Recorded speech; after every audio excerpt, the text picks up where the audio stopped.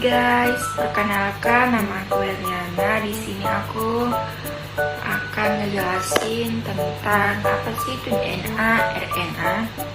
Pernah nggak sih kamu berpikir gimana tubuh kita harus tumbuh memperbaiki diri atau bahkan melawan penyakit? Padahal semua itu dikendalikan oleh sesuatu yang ukurannya jauh lebih kecil dari titik di ponsel kita. Namanya itu DNA.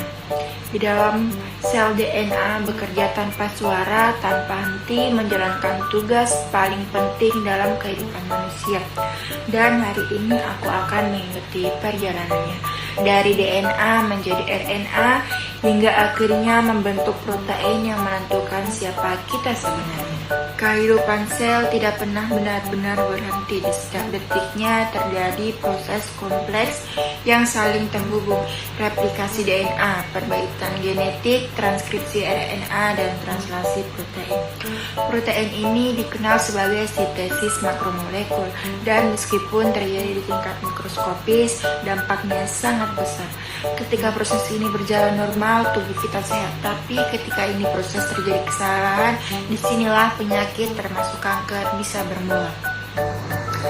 Untuk memahami proses ini, kita akan menelusuri secara beruntutan. Pertama, bagaimana RNA mengadakan dirinya melalui proses replikasi. Kedua, bagaimana sel memperbaiki DNA rusak agar informasi genetik tetap aman. Dan ketiga, gimana sih informasi genetik tersebut transkrip menjadi RNA. Dan terakhir, bagaimana RNA diterjemahkan menjadi protein molekul yang benar-benar bekerja di dalam tubuh kita. Kemudian aku akan ngejelasin yang pertama itu replikasi DNA. Replikasi DNA itu dimulai ketika helix DNA dibuka oleh protein helices. Disinilah kompleks MNCM berperan membuka jalan bagi DNA polimerase untuk menyalin informasi genetik dengan tingkat ketelitian yang sangat tinggi. Tujuannya cuma satu, memastikan setiap sel menerima salinan DNA yang sama persis, karena satu kesalahan kecil saja bisa berdampak besar. Kemudian ada perbaikan replikasi DNA. DNA bukanlah molekul yang kebal. Radiasi, oksidasi, bahkan kesalahan replikasi bisa merusaknya. Untungnya sel punya sistem pertahanan yang bernama DNA melalui jalur seperti BNE, NET, MMR hingga perbaikan pertahanan DNA ganda. Sel berusaha menjadi stabilitas genom. Ketika sistem ini gagal, resiko mutisme dan kanker pun meningkat. Ketiga, ada transkripsi RNA. Setelah DNA aman, informasi genetik mulai diterjemahkan pada tahap transkripsi RNA. Polimerase menyalin kode DNA menjadi RNA. Proses ini tidak sederhana, dibutuhkan faktor transkripsi dan promoter agar gennya tepat diekspresikan. RNA yang terbentuk pun masih harus dimodifikasi melalui capping, slipping, dan polimerisasi sebelum digunakan.